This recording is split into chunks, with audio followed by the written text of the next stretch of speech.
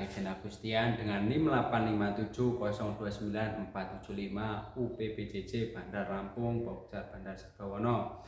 Marilah pertama-tama kita panjatkan puja dan puji syukur atas kehadiran Allah Subhanahu wa taala sehingga kita dapat melaksanakan tugas tutorial 1 dengan mata pelajaran IPA di SD dengan pendekatan dalam pembelajaran IPA SD dengan Bapak tutor kami, Bapak Dian Ramadan FPD.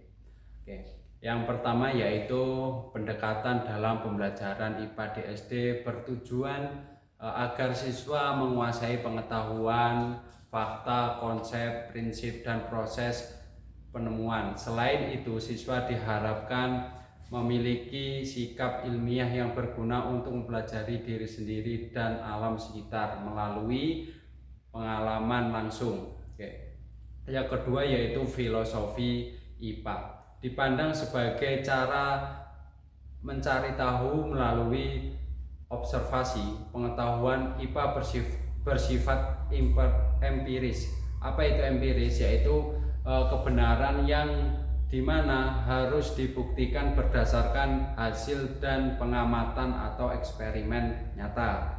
Oke, yang ketiga yaitu peran guru. Dalam pembelajaran, peran guru adalah dituntut untuk memiliki yang pertama 1, kreativitas dan kemampuan yang memadai. Yang kedua yaitu pemahaman mendalam terhadap berbagai pendekatan. Yang ketiga yaitu mampu menyesuaikan diri, waktu, sarana, dan prasarana.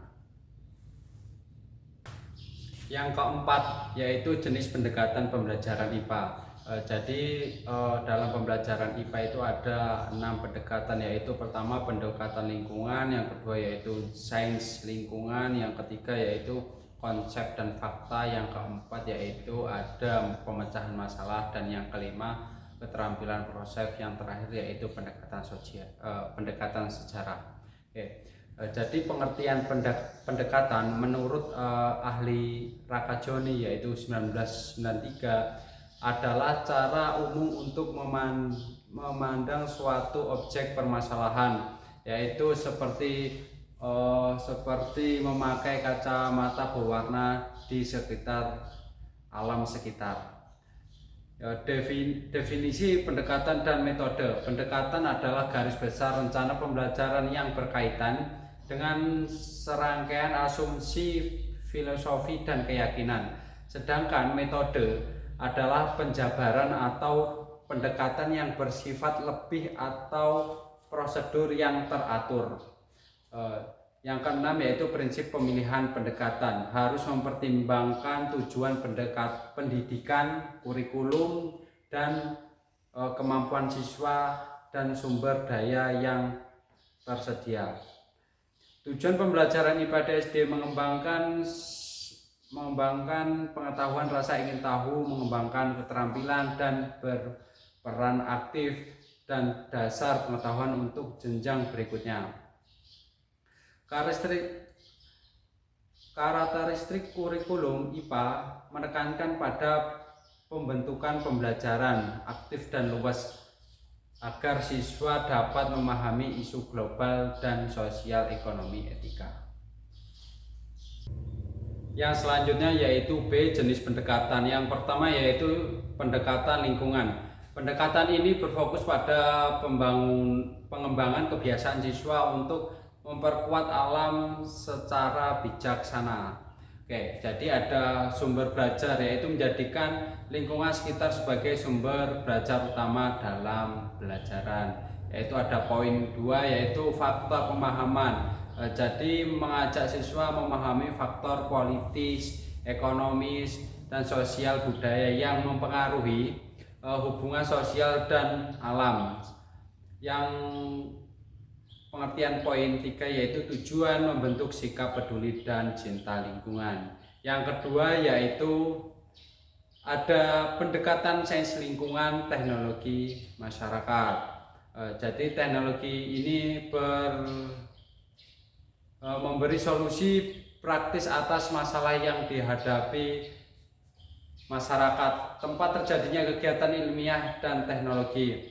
Yang poin kedua yaitu proses belajar siswa membangun pengetahuan melalui interaksi antara pengalaman fisik yang memiliki tujuan utama sikap sains teknologi yaitu menarik bagi masyarakat.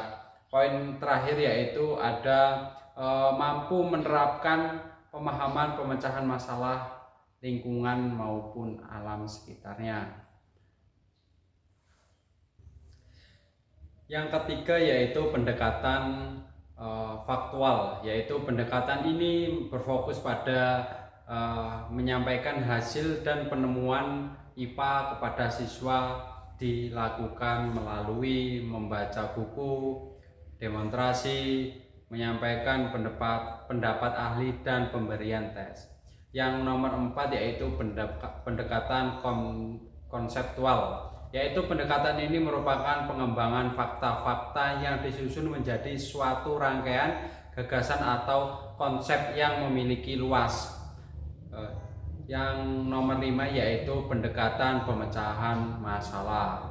Jadi pendekatan ini dipandang sebagai metode yang sangat penting karena melatih siswa untuk menghadapi realita-realita melalui analisis manfaat bagi siswa, menumbuhkan rasa tanggung jawab, meningkatkan kreativitas siswa, mendorong siswa untuk bereaksi dan secara aktif. Yang nomor 6 yaitu pendekatan nilai. Pendekatan ini berfokus pada pengerjaan IPA dengan menerapkan nilai-nilai moral, etika, agama, sosial maupun budaya.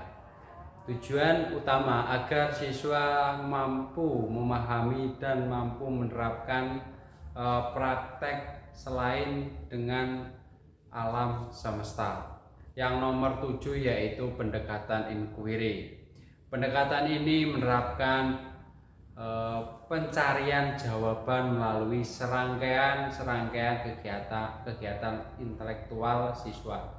Tahapan kegiatan ini meliputi perencanaan, diskusi, pembuatan hipotesis, analisis, penaksiran hasil untuk mendapatkan konsep hingga pengujian melalui eksperimen tujuan.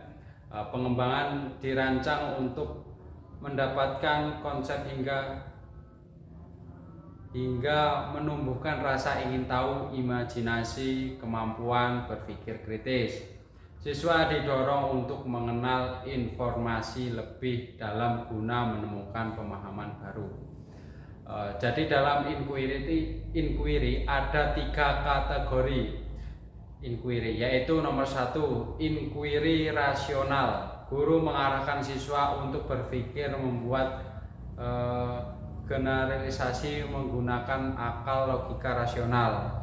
Yang nomor 2 yaitu inquiry penemuan. Jadi inquiry penemuan yaitu melibatkan siswa dalam menemukan hubungan antara fenomena yang diobservasi. Yang nomor 3 yaitu inquiry eksperimental, yaitu dimana untuk menguji suatu keberhasilan melalui percobaan.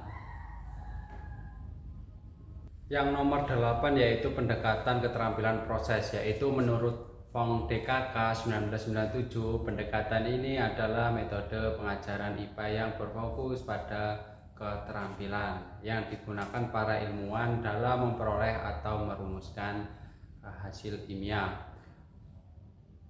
Fokus melibatkan siswa secara aktif dengan materi konkret dan kerja ilmiah.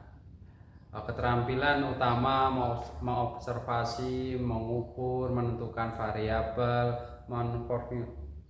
memformulasi hipotesis pengamatan, menyampaikan hasil pengamatan, menyimpulkan, serta melakukan percobaan. Terus yang terakhir yaitu nomor 9 yaitu pendekatan sejarah.